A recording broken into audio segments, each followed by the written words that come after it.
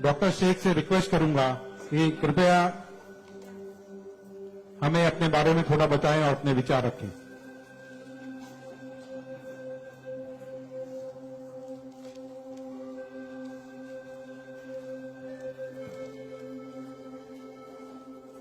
सबसे पहले तो मैं अल्लाह रब्बुल इज़्ज़त की बहुत ज्यादा शुक्रगुजार हूँ कि उसने मुझे इतनी इज्जत दी और इस मकाम तक पहुंचाया कि मैं अपनी लाइफ के जो फैक्ट्स हैं, जो जर्नी में आपके साथ शेयर कर सकूं। मैं बहुत ज्यादा शुक्रगुजार हूँ भारत विकास परिषद की प्रेसिडेंट सुनील शाह की, और उससे ज्यादा शुक्रगुजार हूँ यहाँ पे हमारे प्यारे डॉक्टर अनिल मुरारका सर की, जिनके सपोर्ट की वजह से हम बहुत सारी जगह पे जाते हैं और लोगों को मोटिवेट करते हैं। और जितना डॉक्टर अनिल मुरारका सर एक डिसेबिलिटी को लेकर जितना कंसर्न है, उतना मैंने किसी को नहीं देखा। तो I really thankful for him for that. 2008 मैंने अपना 10th क्लियर किया था। मैंने टॉप किया था पूरे जोगेश्वरी में विथ 92.15% लेकर, और मेरा ख्वाब था कि मैं डॉक्टर बनूं और लोगों को सर्व करूं। मैं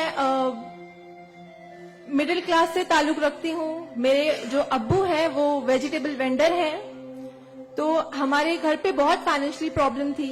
तो मेरा बस एक ख्वाब था कि मैं डॉक्टर बनूं, लोगों की हेल्प करूं, और उसके लिए मैंने साइंस में एडमिशन लिया। देन 11 साइंस जब मैंने एडमिशन लिया, मेरा कॉलेज बैंड्रा में था और मेरा घर जोगेश्वरी में। मैं रोज लोकल ट्रेन से ट्रैवल करती थी Jogeshwari to Bandra. 7 October 2008 that was the day जब मैं कॉलेज से घर वापस आ रही थी। मेरे सेमेस्टर चल रहे थे उस वक्त, और सुबह 10 बजे का वक्त था। 10 बजे आप सब लोग मुंबई से बिलोंग करते हैं, सबको पता है लोकल ट्रेन में बहुत रश आर होता है। वो ट्रेन जब अंधेरी से निकली, मैं अपनी सीट से उठी और मुझे नेक्स्ट स्टेशन मेरा जोगेश्वरी था, मुझे वहां उतरना था। लेकिन मेरे सीट से उठने और स्टेशन के आने तक के बीच में वो एक लम्हा था जिसमें मेरी पूरी जिंदगी बदल गई। मैं जब सीट से उठी, उसके नेक्स्ट मोमेंट मैंने अपने आप को ट्रेन की पटरियों के नीचे पाया, और जब मेरी आंखें खुली तो वही ट्रेन जिसमें मैं ट्रैवल कर रही थी वो मेरी आंखों के ऊपर से बहुत तेजी से गुजर रही थी। एक लम्हे को लगा कि मैं कोई ख्वाब देख रही हूं, लेकिन जब ट्रेन पूरी तरह से मेरे पैरों से गुजर गई, मैं वहां हेल्पलेस थी। और जब बहुत दूर जाके किसी ने ट्रेन रोकी, वो ट्रेन रुकी, और उस ट्रेन को रुकता हुआ देखकर मुझे एहसास हुआ कि मैं कोई ख्वाब नहीं देख रही हूँ। मैं सच में ट्रेन से गिर चुकी हूँ, और मैंने अपनी दोनों टांगे उस ट्रेन के पहियों के नीचे आ गई है जिसमें मैं ट्रैवल कर रही हूँ। वो पूरी 12 डब्बे की ट्रेन मेरे पहियों से गुजर गई। किसी ने चेन रोकने की हिम्मत नहीं की। और मैं जब वहां गिरी तो लोगों ने मुझे देखा, और 10-15 मिनट बाद काफी लोग आए, मेरे आसपास खड़े हो गए। मेरे पास सेलफोन नहीं था। मैंने अपनी बैग से उस वक्त डायरी निकाली, मैंने लोगों को फरियाद की, बहुत रिक्वेस्ट की, बहुत रोया वहां पर कि मेरे घर पे एक फोन कॉल करके बता दो कि मैं यहाँ पे हेल्पलेस पड़ी हूँ विथ हेवी ब्लीडिंग, मेरे बचने की कोई चांस नहीं है। एटलीस्ट मेरे घर वालों को पता होना चाहिए कि मैं यहाँ पे इस हालत में हूँ, मुझे लावारिस लाश बन के नहीं मरना है। बट उस वक्त मैं यही कहूंगी कि अल्लाह ताला की मसलहत थी। अल्लाह ताला उस वक्त जो मेरी तकदीर में था, किसी ने मेरी हेल्प नहीं की, और मैं वहां पे 30 मिनट ऑलमोस्ट मैं ट्रैक पर विथ हैवी ब्लीड, मेरे दोनों पैर ट्रेन के पहियों के नीचे आ गए थे। मैं उसी हालत में पड़ी रही, और मैं कॉन्शियस थी। मैं बस लोगों के सामने रो रही थी कि मुझे कोई पानी पिला दो, कोई घर वालों को कॉल कर दो, लेकिन किसी ने हेल्प नहीं की। And after 30 minute I got railway help. Then मुझे गवर्नमेंट हॉस्पिटल लेकर जाते हैं, वहां पर भी कुछ ओटी स्ट्राइक होता है, मुझे फौरी ट्रीटमेंट नहीं मिलता है। एंड देन मेरा एक्सीडेंट सुबह 11 बजे होता है, और मुझे 6 बजे जब मेरी फैमिली प्राइवेट हॉस्पिटल लेकर जाती है, then I got a treatment. And उसके बाद 16 साल की थी मैं जब मेरे साथ ये एक्सीडेंट हुआ। आप समझ सकते हैं 16 साल की उम्र में 1 मिनट में मेरे 2 पैर कट गए थे, मैं डिसेबल हो गई थी, मैं हेल्पलेस हो गई थी, मैं खुद से उठ नहीं पा रही थी, ना बैठ पा रही थी, ना एक तरफ से दूसरी जगह मूव हो पा रही थी। मैं मेंटली डिसेबल हो गई थी, फिजिकली डिसेबल हो गई थी और फाइनेंशियली कंडीशन भी काफी वीक थी। वो सारी चीजें मेरे दिमाग में चल रही थी और जब लोग मुझे देखने आते थे तो कुछ लोग हमदर्दी में नेगेटिव कमेंट्स भी करते थे कि 16 साल की बच्ची है, 2 पैर खो दिए हैं, सारी जिंदगी माँ बाप के ऊपर बोझ रहेगी, ये जिंदा क्यों है, इससे अच्छा ये मर जाती। ये सारी बातें लोग आके जब मेरे सामने करते तो मेरे जहन में वो सारी बातें चलती कि सीरियसली मुझे अल्लाह ने जिंदा क्यों रखा। जब मुझसे दोनों पैर ही लेने थे 16 साल की उम्र में, मैं खुद से मूव नहीं कर सकती हूँ, मेरी मम्मी को इतना सब कुछ झेलना पड़ रहा है। जिस उम्र में मुझे अम्मी की हेल्प करनी चाहिए उस उम्र में वापस से मम्मी मुझे गोद में उठाकर लेकर जा रही है, वापस से मेरी खिदमतें कर रही हैं। तो मेरी जिंदगी का मकसद क्या है? मुझे दोबारा जिंदगी क्यों दी अल्लाह ने? मैं बहुत शिकायतें करती थी अल्लाह से, मैं बहुत रोती थी, लेकिन उस मुश्किल वक्त में मेरे कॉलेज, मेरे स्कूल टीचर्स और बहुत से ऐसे नेक बंदे भी थे जिन्होंने मुझे हौसला दिया। उनमें सबसे पहले मेरी फैमिली आती है, मेरी बड़ी सिस्टर की फैमिली आती है। मेरी मम्मी ने मुझे एक जुमला कहा जो जिंदगी भर और मैं हर फंक्शन में बोलती हूँ, वो कि बेटा तुम रो मत, तुम्हारे साथ आज जो ये हादसा हुआ है, अल्लाह ने तुमसे सिर्फ 2 पैर लिए हैं, तुम्हारे पास तुम्हारा दिमाग है, तुम इतनी फास्ट ट्रेन से गिरी हो, तुम्हारे सर पे चोट लग सकती थी, तुम्हारी जान जा सकती थी, लेकिन अल्लाह ने सिर्फ तुमसे 2 मामूली पैर लिए हैं। क्या पता फ्यूचर में तुम्हारे लिए बहुत कुछ रखा हो। तब मुझे बातें उनकी समझ नहीं आती थी, लेकिन अल्हम्दुलिल्लाह अल्लाह का लाख लाख शुक्र है कि आज इस मौके पर जब लोग मुझे एज अ इंस्पिरेशन समझते हैं, एक आइडियल करते हैं, तो मुझे समझ में आता है कि मेरी अम्मी सच बोलती थी कि हौसला रखो, सिर्फ 2 टांगे गई है। आज मैं जब अपने प्रोस्थेटिक लेग से चलती हूँ तो लोगों को पता नहीं चलता कि मेरे पास 2 पैर नहीं है, मेरा एक पैर थाइस के पास से नहीं है, दूसरा नी के पास से नहीं है, बट लोगों को ये अंदाजा नहीं होता है। तो बस मेरी अम्मी ने जो एक बात कहा था कि अल्लाह पे यकीन रखो बच्चा, तुम्हारे साथ जो हो रहा है और जो होगा वो सब अल्लाह ने प्लान किया हुआ है, तुम बस हिम्मत मत हारो कभी भी और बस डटे रहो अपने जुनून के पीछे कि तुम्हें डॉक्टर बनना है। तुम्हारी 2 टांगे नहीं तो क्या हुआ, तुम्हारे पास दिमाग है, तुम ज़हीन हो, तुम आगे बढ़ो। और क्या पता तुम आगे लोगों को आइडियलाइज कर, लोग तुम्हें आइडियलाइज करें इस चीज को लेके। मेरे doctor Sanjay Kantharia, orthopaedic surgeon, उन्होंने सबसे ज्यादा सपोर्ट किया इस बात को लेकर कि तू डॉक्टर बन। मैंने अपनी जीने की उम्मीद छोड़ दी थी, डॉक्टर बनने की उम्मीद छोड़ दी थी, लेकिन जब उन्होंने मुझे बताया कि तुम डॉक्टर बन सकती हो, तुम बनो, देन मैंने प्रिपरेशन स्टार्ट की। सीईटी कॉमन एंट्रेंस टेस्ट होता है to getting in admission in medical college, मैंने वो क्रैक किया। I got 3rd rank all over Maharashtra in PH quota. And after that मुझे बहुत खुशी हुई कि मैंने 3rd रैंक क्लियर किया है। Now I got admission, I will get admission in MBBS.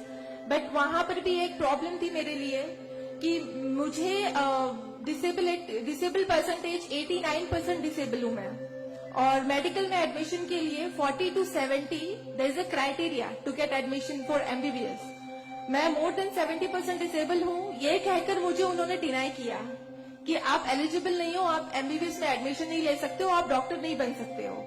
तो उस बात को लेकर मैं बहुत डिप्रेस हो गई। देन मैंने वापस अपने डॉक्टर से हेल्प मांगी, उन्होंने मुझे एक मशवरा दिया कि आप हाईकोर्ट जाओ, बॉम्बे हाईकोर्ट। और जिस बात के लिए एक नॉर्मल स्टूडेंट को सिर्फ पढ़ाई करनी होती है, अच्छा रैंक लाना होता है, मुझे उस चीज के लिए मैंने वो किया, लेकिन उसके बाद भी मुझे बॉम्बे हाईकोर्ट जाना पड़ा। एंड मैं गई, मैंने अब हार नहीं मानी और मैं गई, बिकॉज वो मेरा हक था, मुझे डॉक्टर बनना था। और जब मैंने वापस अपनी नॉर्मल जिंदगी स्टार्ट की अपने प्रोस्थेटिक लेग से, मैंने आना जाना शुरू किया, अकेले ट्रेन ट्रैवल करना शुरू किया, देन मैंने रियलाइज किया कि मेरे अंदर कोई कमी नहीं है, मैं एक नॉर्मल लड़की हूँ, मेरे पास पैर नहीं तो क्या हुआ, मैं लोगों को साफ कर सकती हूँ, मेरे अंदर पैशन है डॉक्टर बनने का। तो मैंने वो बस अल्लाह पे यकीन रखा और मैंने ये सोचा कि अगर अल्लाह ने मेरी किस्मत में रखा है डॉक्टर बनना तो मैं जरूर कोर्ट में फाइट करूंगी। एंड देन मैं बॉम्बे हाई कोर्ट गई इन 2011 और वहां पे मेरा केस मोहित शाह, चीफ जस्टिस मोहित शाह ने देखा, उन्होंने मुझे ऑब्जर्व किया, मेरे प्रीवियस स्टडी रिकॉर्ड्स देखे, वो सारी चीजें देखे, और उन्होंने जब मेरा पैशन देखा डॉक्टर बनने का, सर्व करने का, देन उन्होंने मेरे फेवर में फैसला दिया। एंड 2011 अल्लाह का लाख लाख शुक्र है कि मुझे इंडिया के टॉप मोस्ट कॉलेज में एडमिशन मिला, which is Saint Jesus medical college and KM hospital. Then 2011 में मैंने अपना एमबीबीएस में एडमिशन लिया। वो जर्नी बहुत आसान नहीं थी मेरे लिए, क्योंकि मेरे पास दो पैर नहीं है, और जब मेरी काउंसलिंग चल रही थी एडमिशन को लेकर, तो काफी जो डॉक्टर्स का पैनल था उन्होंने मुझे बहुत कुछ हकीकत बताई थी कि आपके लिए डॉक्टर फील्ड आसान नहीं है, इसमें पढ़ाई करना 5.5 साल, आपको एक ओपीडी से दूसरी ओपीडी जाना होगा, और तब मैं 2 क्रचेस यूज करती थी मेरे लिए। तो आपके लिए बिल्कुल भी आसान नहीं है, आप हार जाओगे, 1 साल पढ़ोगे, दूसरे साल आप डिनाई कर दोगे, एडमिशन नहीं लोगे, आप गिव अप कर लोगे।